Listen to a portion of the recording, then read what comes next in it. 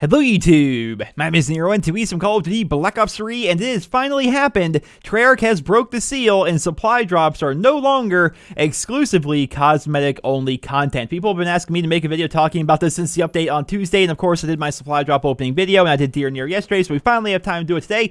So we're going to sit down and we're going to discuss the idea Treyarch has finally brought actual weapons into supply drops and put them behind that RNG paywall. So on Tuesday's update they added 3 new weapons to the game. They added the MX Raider Assault Rifle, they added in the Marshall 16 Shotgun Pistol, the NX Shadow Claw Crossbow, and 2 other weapons, which of course are just reskins of knives essentially. But we have the Iron Gym Crowbar, and then we had the Fury's Song Sword, which is actually really cool looking. So the seal has been broken, the precedent has been set. Treyarch now has free reign to add in as many weapons to the supply drop loophole as they want, and this of course has rustled the jimmies of many a fan, myself included, and for good reason. They came out with these supply drops and they were cosmetic only right away. They bought a lot of community goodwill by making them cosmetic only. Everybody thought, yes, this is so much better than what we had last year with Advanced Warfare. And then, not even a couple of months into the game's life cycle, they start adding in actual weapons into the supply drop loophole and making it so that's the only way you can actually acquire these weapons. Opening packs is fun. I get that. That's one of the reasons why I love opening supply drops so much, is because at the end of the day, it's fun. You never know what's going to be in there. I ended up spending hundreds of dollars last year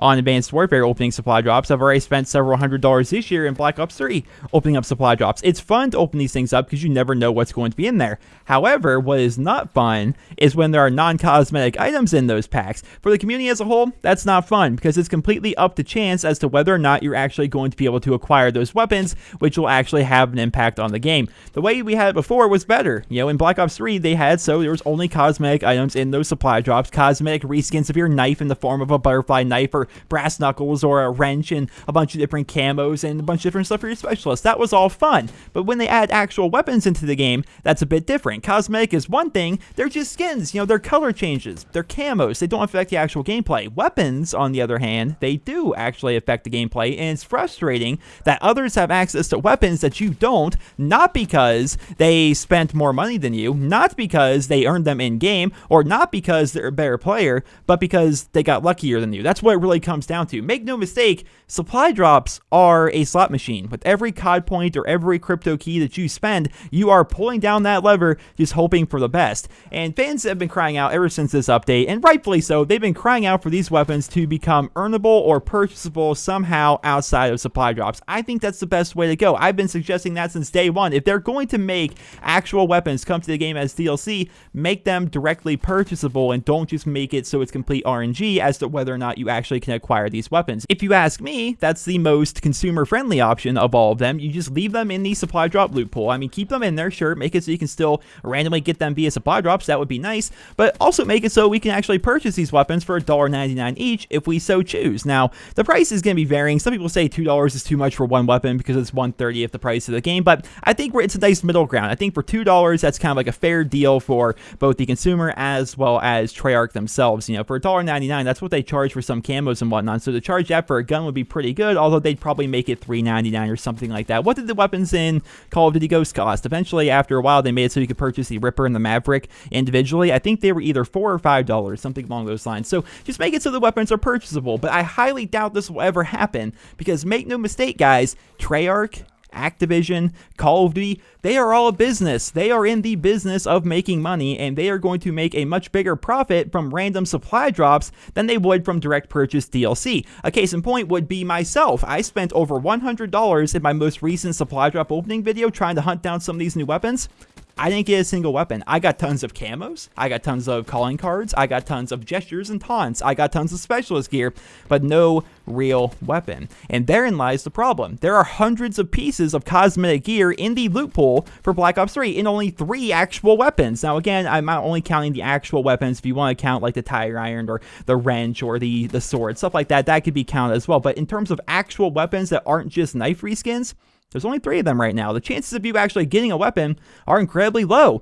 I read on Twitter that a fellow Call of Duty YouTuber that goes by the name of Prestigious Key, perhaps you guys have also been following him, he has apparently also spent over $100 on supply drops after this update and didn't receive any weapons either. Whether or not that's true, I can't tell you. I'm just telling you guys what I read on Twitter. Apparently, another Call of Duty YouTuber by the name of Prestigious Key also spent over $100 on supply drops and also didn't get any weapons. And there it is. Do you guys see? $200 between the two of us. We each spent $100. Between the two of us, we spent $200, and we didn't actually get any of the things we actually set out to get. Therefore, we're either going to have to continue to play and continue to open up supply drops with our crypto keys, or we're going to be inclined to actually go ahead and purchase more COD points, which that's probably going to be the option we're going to go with, because we as Call of Duty YouTubers need to have the actual weapons so we can make videos of the weapons. So we have to continue to purchase these things, right? So $200 between the two of us versus the $12 they would have made otherwise. If they would have actually made the weapons $1.99 each, we each would have spent $1.99 to get the 3 brand new weapons. That would have been $6 from each of us,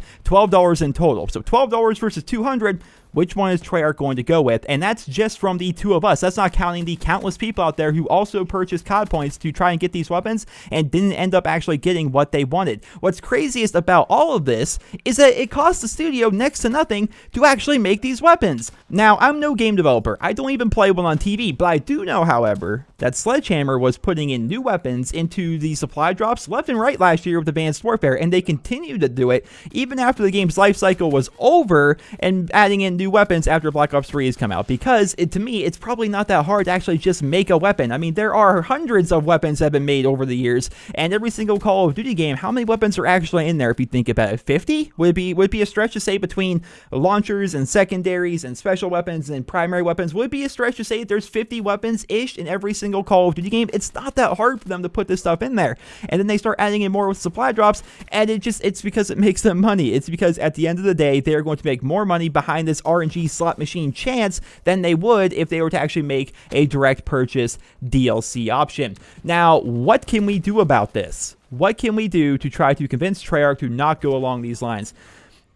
Nothing. That's the problem. We really can't do anything. Some people have suggested to speak with your wallet and to not buy the supply drops, and that's going to make it so Treyarch makes less money. Therefore, they're going to try to go around a different option to make money, and maybe they'll make direct purchase DLC. But in reality, I don't think that would work. I really don't think that would work. It costs them so little to make these weapons that they can easily make a profit, even if only a very small amount of people actually purchase COD points. And there's the thing, guys.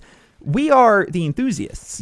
People watching my channel, myself, other Call of Duty YouTubers, people that watch YouTube in general, we are the enthused consumer. We are not your average consumer. We are always up to date on what is happening with Call of Duty. Every time an update goes through, we're sitting here discussing in depth all the changes to the weapons and whether or not they were valid. We discuss different changes we would like to make to the game. Whereas the average Call of Duty fan, that's not them. The average COD fan hops on and plays a couple of games of free-for-all after work before dinner or something like that. The average COD fan doesn't put in 10 plus days of playtime into every single Call of Duty game. That's us. We are the enthused players, right? We are the people who continue to play year in and year out. We are the hardcore fans, and it's the hardcore fans that are going to be purchasing these COD points. The casual fan isn't going to purchase COD points, especially when they understand how they work, where they're opening up these supply drops that are completely random. They wouldn't do that because they're like, why? Why would I do that? I don't play this game that much. I'm not going to spend my money on a chance at a new weapon or a chance at some of these camos. It's just not something that they're going to do. They're going to continue to play, and they are going to use their crypto keys to get these supply drops. That says to me that perhaps the vast majority of the Call of Duty fan base doesn't actually purchase COD points or care about COD points. I think it's only us, the enthused fans, who actually pay attention to COD points and may actually consider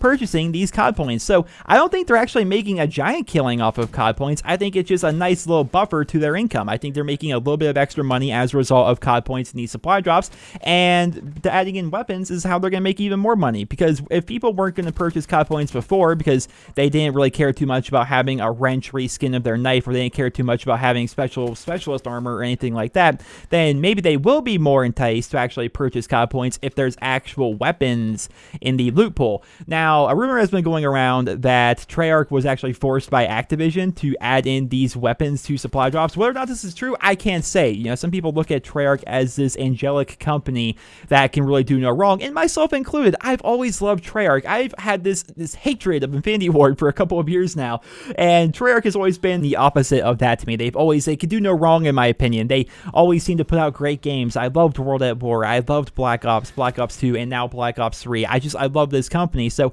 I think they have a lot of consumer goodwill, and a lot of people are like, no, Treyarch wouldn't do this to us. It's Activision, right? It has to be Activision. We don't know, guys. There's no word. They're not going to make a statement where they say, yes, Activision made us do this or anything like that. They wouldn't say that, so we'll never actually know whether the idea was Treyarch's or if it was Activision's or what. We really have no idea.